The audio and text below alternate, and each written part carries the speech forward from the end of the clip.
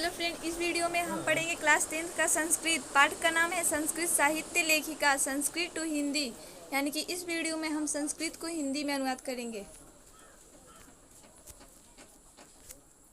समाजस्य यानं पुरुषे नारीभिश्च चलति साहित्येऽपि उभयो समानं महत्त्वम्। अधुना सर्वभाषासु साहित्यरचनायां स्त्रियोऽपि तत्परा सन्ति यश्च लभन्ते संस्कृतसाहित्ये प्राचीनकालादेव साहित्यसमृद्धौ योगदानं न्यूनाधिकं प्राप्यते। पाठेऽस्मिन् प्रसिद्धानां लेखिकानामेव चर्चा वर्तते। येन साहित्यनिधिपुरणे तासां योगदानं ज्ञायते। तो इसका हिंदी होगा, समाज की गाड़ी पुरुष और नारी दो चक्कों पर चलती है। साहित्य में भी दोनों का बराबर महत्व है। अभी सभी भाषाओं की साहित्य रचना में स्त्रियां भी तत्पर हैं और यश प्राप्त कर रहे हैं। संस्कृत साहित्य में प्राचीन काल से ही साहित्य समृद्धि में उनका योगदान थोड़ा बहुत देखा जाता है। इस पाठ में अति प्रसिद्ध लेखिकाओं की ही चर्चा है जिससे साहित्य कोश पूर्णता में उनका योगदान जाना जाए। विपुलं संस्कृत साहित्यं विभिन्न कविभिः शास्त्रकारस्य संधितं वैदिक कालादारभ्य शास्त्राणां काव्यानां रचते संरक्षणे च यथा पुरुषा दत्तचिता अभूवन् तथा स्त्रियोऽपि दत्तावधानं प्राप्यन्ते। वैदिक युगे मंत्राणां दर्शका न केवल त्रिशय प्रत्युक्त त्रिशिका अपि सन्ति। ऋग्वेदे चतुर्विंशतितीर्थवेदे च पंच त्रिशिका मंत्र दर्शनवक्तयो निर्दिश्यन्ते यथा यमी, आपाला, उर्वशी, इंद्राणी, वागांभृणी इत्यादि। इसका हिंदी होगा, विशाल संस्कृत साहित्य को विभिन्न कवियों और शास्त्रकारों ने संबोधित किया है। वैदिक काल से लेकर अब तक शास्त्रों और काव्यों की रचना और संरक्षण में जिस प्रकार पुरुष दत्त चित्र रहे उसी प्रकार नारियां भी सावधान पाई जाती है। वैदिक युग में केवल ऋषि ही मंच दृष्टा नहीं अपितु त्रिशिकाएं भी हैं। ऋग्वेद में 24 और अथर्ववेद में 5 त्रिशिकाएं मंत्र दर्शवती कही गई है, जैसे यमी, आपाला, उर्वशी, इंद्राणी, वाग्समृणी इत्यादि। बृहदारण्यकोपनिषदि याज्ञवल्क्यस्य पत्नी मैत्रेयी दार्शनिकरुचिमती वर्णितायाम् याज्ञवल्क्य आत्मतत्त्वं शिक्षयति। जनकस्य सभायां शास्त्रार्थकुशलं गार्गी वाचकन्वी तिष्ठति स्म। महाभारतेऽपि जीवनपर्यन्तं वेदान्तानुशीलनपराया सुलभाया वर्णनं लभ्यन्ते। इसका हिंदी होगा, बृहदारण्यकोपनिषद में याज्ञवल्क्य की पत्नी मैत्रेयी दार्शनिक रुचि की थी, जिसे याज्ञवल्क्य आत्मतत्व अर्थात दर्शन की शिक्षा देते थे। जनक की सभा में शास्त्रार्थ कुशल गार्गी वाचकन्वी रहती थी। भारत में भी जीवन पर्यंत वेदांत का अनुशीलन परंपरा का सुलभ वर्णन उपलब्ध है।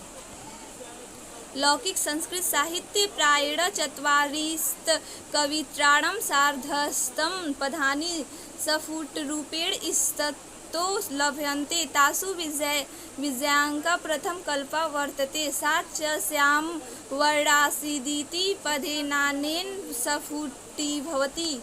इसका हिंदी होगा, लौकिक संस्कृत साहित्य में प्रायः 40 कवयित्रियों की करीब 150 स्फुट पद जहाँ तहाँ मिलते हैं, उनमें विजयांगा प्रथम कल्पा है और वह श्याम वर्ण की थी। इस पद से स्पष्ट होता है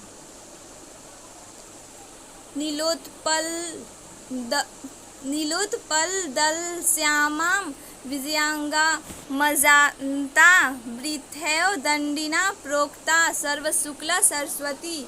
तो इस श्लोक का हिंदी होगा, इस श्लोक में कवयित्री विजयांगा ने बड़े गर्व से अपने रूप माधुर्य को उद्घोषित कर दंडी की कथन सर्वशुक्ला सरस्वती को गलत कही है।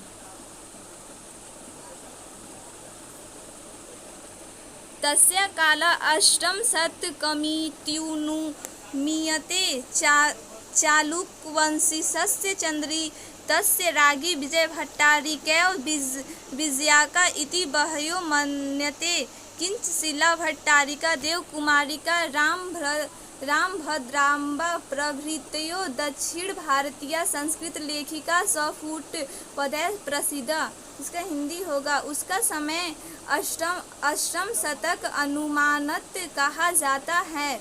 चालुक्य वंशीय चंद्रादित्य की रानी भट्टारिका ही विजयांगा हैं, ऐसा बहुत लोग मानते हैं।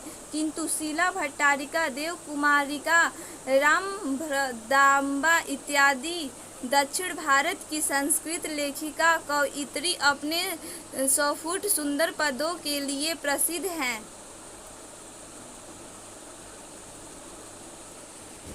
विजयनगर राज्यस्य नरेश संस्कृत भाषा संरक्षणाय कृतप्रयासा आसनीति विदितमेव। तेषामन्तं पूरयन्ति संस्कृत रचनाकुशला राज्योभवनं कंपरास्य राज्ञी गंगादेवी मधुराविजयं शतमहाकाव्यं स्वस्वामिनो विजयघटनामाश्रित्यारचयत।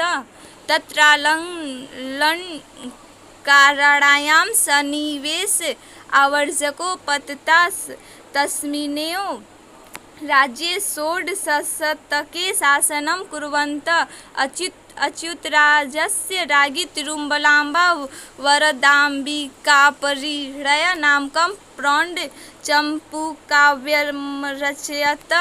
तत्र संस्कृतगद्यस्य छटा समस्तपदावल्या लालतपदविन्यासे चातीव शोभते। संस्कृत साहित्ये प्रयुक्तं दीर्घतम समस्तपदमति तत्रैव लभ्यन्ते। तो इसका हिंदी होगा। विजयनगर राज्य के नरेश लोग संस्कृत भाषा के संरक्षणार्थ प्रयास के लिए विख्यात हैं। उनके अंतपुर में भी संस्कृत रचना में कुशल रानियां होती थीं। कंपराय की 14वीं शताब्दी रानी गंगादेवी मधुरा विजयम नाम का महाकाव्य अपने स्वामी विजय घटना का आश्रय लेकर रचना की थी। इससे अलंकारों का सुंदर प्रयोग हृदयावर्जक है। उसी राज्य में ही 16वीं शतक में शासन करते हुए अच्युतराय की रानी तिरुमलाम्बा वरदाम्बिका परिणय नाम का उच्च चंपूकाव्य की रचना की। इसमें संस्कृत गद्य की छटा समस्त पदावलियां ललित पद विन्यास से बहुत सुंदर है। संस्कृत साहित्य में प्रयुक्त अत्यंत लंबी पदावलियां नहीं प्राप्त होते हैं। आधुनिक काले संस्कृत लेखिकासु पंडिता क्षमाराव का जन्म 1890 ईस्वी को हुआ और इनकी मृत्यु 1953 में हुई। नामधेया विदुषु अतीव प्रसिद्धा। तया स्वपितु शंकर पंडितस्य महतो विषयो विदुषो जीवनचरित्रं षण्डकचरितम् इति रचितम्। गान्धीदर्शनप्रभाविता सा सत्याग्रहगीता, मीरालहरी, कथामुक्तावली, विचित्रपरिषदात्रा, ग्रामज्योति इत्यादीन् अनेकान् पदाग्रन्थान् प्रवीणवती। वर्तमान काले लेखनरतासु कवयित्रीषु पुष्पा दीक्षित, वनमाला भवालकर, मिथिलेश कुमारी मिश्र प्रभृतयो नूतनं संस्कृत साहित्यं पूरयन्ति। इसका हिंदी होगा। आधुनिक काल में संस्कृत लेखिकाओं में पंडित क्षमाराव नाम की विदुषी अत्यंत प्रसिद्ध है। इन्होंने अपने पिता शंकर पांडुरंग पंडित जो महान विद्वान थे का जीवन चरित्र शंकर रचितम की रचना की। गांधी दर्शन से प्रभावित उन्होंने सत्याग्रह गीता, मीला रहरी कथा, मुक्तवली, विचित्र परिषद, यात्रा, ग्रामोज्योति इत्यादि अनेक गद्य और पद्य के ग्रंथों की रचना भी की। वर्तमान काल में लिखने में रत कवयित्रियों में पुष्पादीक्षित, वनमाला भवालकर, मिथिलेश कुमारी मिश्र प्रभृति अनुदिन संस्कृत साहित्य की प्रतिपूर्ति कर रही हैं। थैंक्स।